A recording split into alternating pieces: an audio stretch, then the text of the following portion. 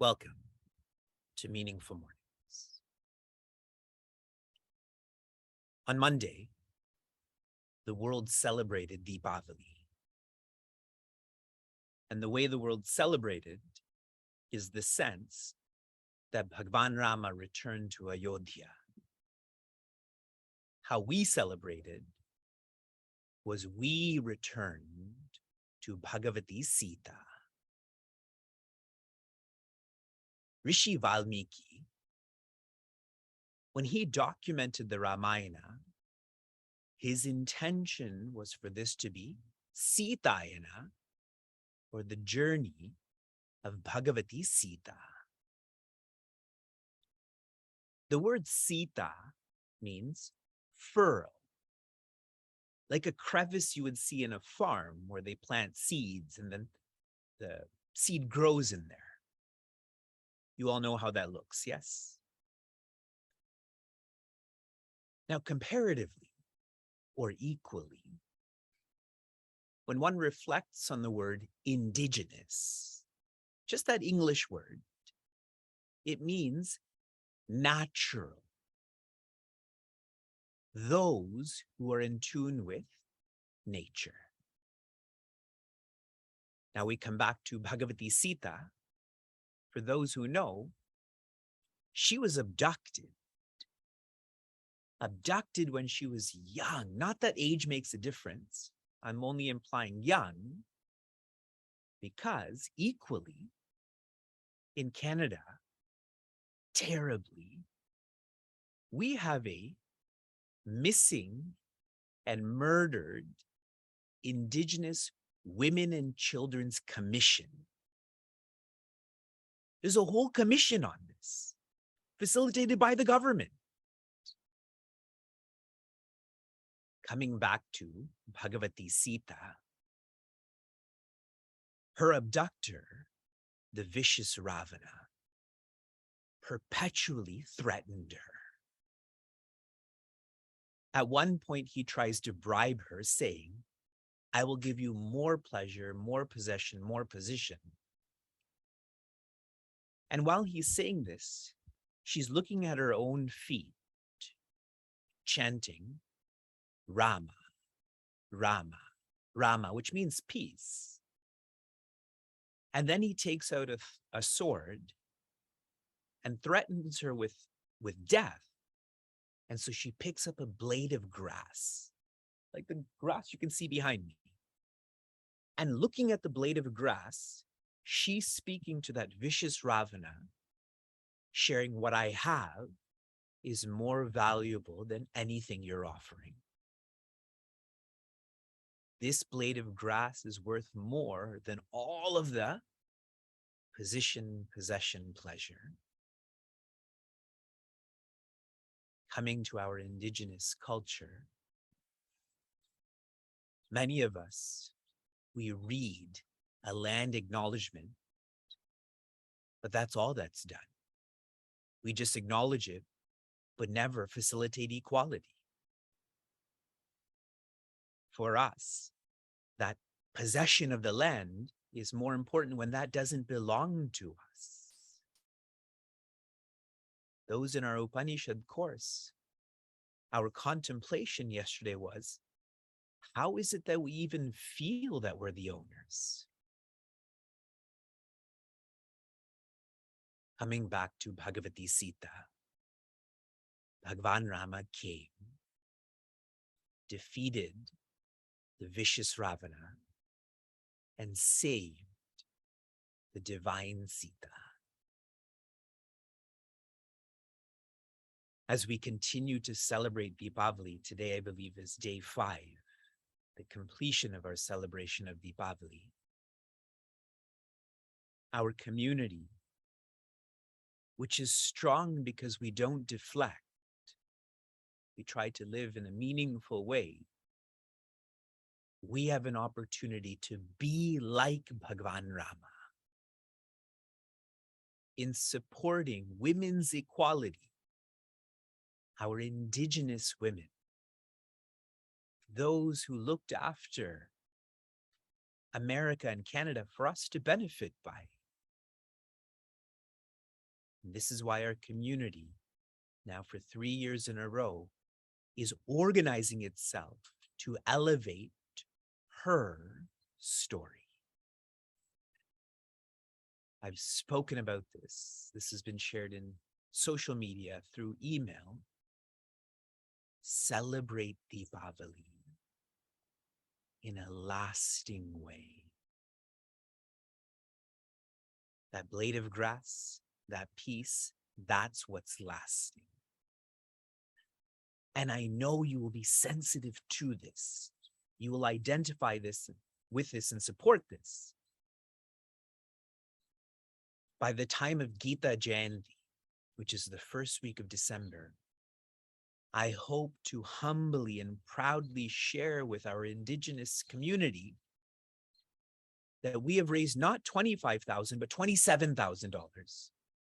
That way, our community in 3 years would have raised over $100,000 for Devi Sita, whether in Niagara or Siddhabari or throughout America and Canada. What I'm sharing with all of you is very much aligned with the section of Bhagavad Gita that we're in. Chapters 7, 8, and 9, nurture bhakti. Bhakti in English means love. In a feeling sense, in a sensitive way, it is dependence. Not depending on that which is short term, but rather depending on that which is long term. In chapter 10, how Sri Krishna is nurturing bhakti, he repeatedly describes Prince Arjuna as being great. Who is Prince Arjuna? Vinay, Shan, Shubha, Ritu, Jayashri. We are great. And what do great people do? They tune into the greatest. When great people tune into the greatest, they naturally become more humble. They depend on the greatest. This is what Sri Krishna is training us in. And very soon his messaging will change. Go beyond the greatest. And what is beyond the greatest? God. The fulfillment of humility is to surrender. Even being the greatest is a limit. It's a comparison, correct? God is incomparable. In chapter 10, verse 12, Prince Arjuna begins a week or 7 verses of dialogue where he's reviewing what he understands on Sri Krishna. This review is him reflecting out loud. Reflecting out loud is a great sadhana, a great discipline. This is why I encourage all of you to write in your notes, write on our website. Ask questions in our freedom talks, in our courses. In this verse particularly, a key word is para. Para means the deepest, but this verse ends with vibhuti. The deepest is express. So a reflection for us is that consciousness goes from the inside out. Really, that's how we live, isn't it? If you're angry right now, where are you experiencing that? Inside. And it will come outside. Last month, when I was speaking to those at Intel on conflict resolution, inside and outside, 2/3 of what I shared was deal with your inner conflict. We're all living at the gates of hell, which is kama, krodha, and lobha, desire, anger, greed. If you leave those gates of hell, leave means not enter them, walk away. If you have less enemies inside, you will have less enemies outside. Most conflict resolution strategists will go the other way, correct? Deal with your outer conflict, then your inner conflict.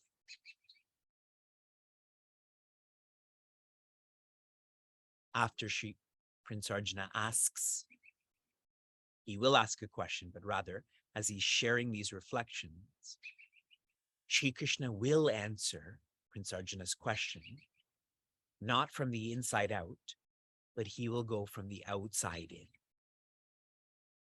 From diversity to unity, so that Prince Arjuna stops feeling that he is Prince Arjuna, and he starts to feel he is Shri Krishna. This is reiterated in verse 13. These verses are not heavy in content. This is Prince Arjuna reflecting out loud. So I'm trying to share a lot of orientation so we can personalize this more.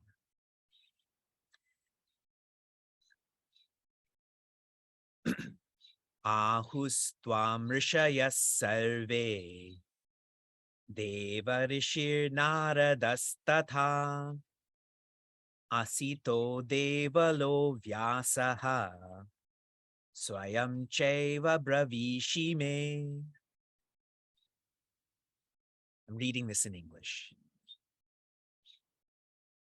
All the rishis have declared you, as also the Deva Rishi Narada, so also Asita, Devala, and Vyasa, and now the same you yourself say to me. Shared simply. Do you remember how this chapter began? Where Shri Krishna shares before the rishis, before the devas, I was there. And I know you all remember how chapter 4 begins. See, some of you very confidently are not nodding your head. Shall I unmute you and ask you that reference? Shri Krishna tells Prince Arjuna, I taught the son who taught the kings who taught you. And Prince Arjuna questions, me and you are cousins. We're 85 years old. I was never here before the sun. How are you there? But now you see how Prince Arjuna's understanding has changed. He's saying, you were there before the rishis, including the special rishi like Narada Rishi, an even more special rishi like Vyasa. And all of them are sharing, you are consciousness. This consciousness pervades my inner world and outer world. And he finally shares, the rishis have all shared this, and you have taught me this too. giving you one more way to reflect on this verse. Each line, each quarter, Shri Krishna is identifying a greater bhakta. In the first quarter, he generalizes rishis, but then he accentuates a great rishi. Who is that? Narada Rishi. And then he accentuates one more, that is Rishi Vyasa. Rishi Vyasa, externally, for those who don't know, feel that he's the greatest proponent of jnana. He's the one who has documented the Vedanta Sutras, the Brahma Sutras. That's an analysis of the Upanishad. But tell me in the chat, what was his final message to humanity? What was his final composition? Srimad Bhagavatam. That's right.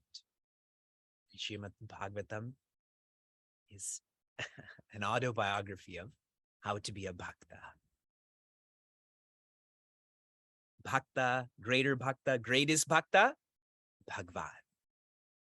That's the fourth quarter. So that's our trajectory. Keep loving more, keep depending more. From inspiration to application, your recent application was for you to ask a question in the morning and answer that question at night. How many of you tried this? Good. I got to read your reflections on our website. Many of you have shared with me personally that you'll wake up in the morning with the question, and then during meaningful mornings, the answer to that question will come. Do you all feel that? Who do you think's answering this question? See, if I was a motivational speaker, I am. But I'm not. I am not. It is Sri Krishna who's answering, or your own intellect. And that's why for those who read the Deepavali message that I had written, I pray to Bhagavati Sita and our Sadguru Shishya Parampara to help us nurture belief, faith, and trust in ourselves. The more you trust yourself, the less confused you will be. Your application for this morning, I want you to read the Deepavali message I wrote to Vivek and to all of you. And I want you to rate yourself on how much like fire you are.